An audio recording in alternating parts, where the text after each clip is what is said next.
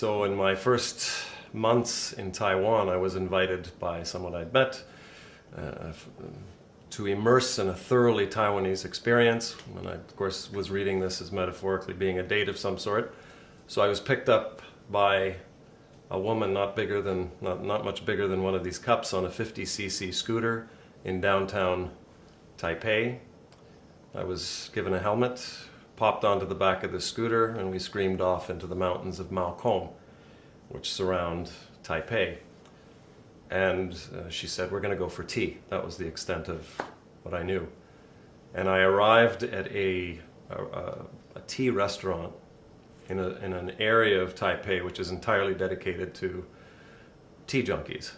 They bring their own pots, they bring their own varietals, often some of them are tea farmers. And there were a dozen people there, and it was late in the day, 5:36, and we sat down and we started drinking tea and introducing each other's bags of tea. I had nothing with me.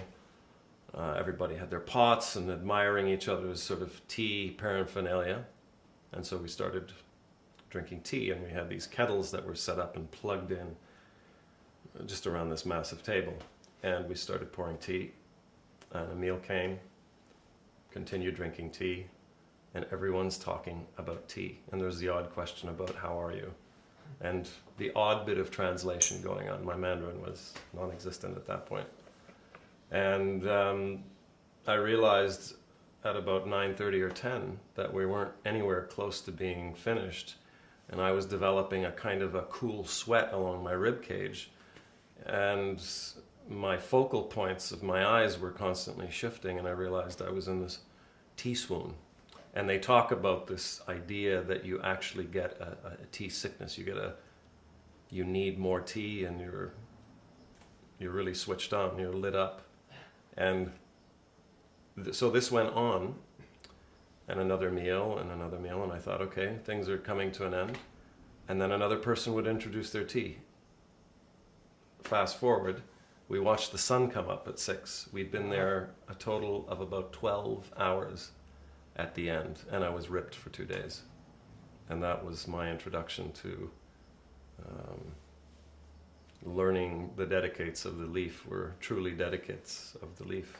And often they will leave their teapots at these restaurants with a red ribbon around and a name. So the restaurant will hold their teapot in their absenteeism. They're gone, and the teapot will wait for them, and no one else touches the teapot.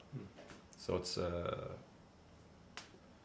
as much as I talk about the tea high, it's an incredible commitment that people make to this old leafy commodity.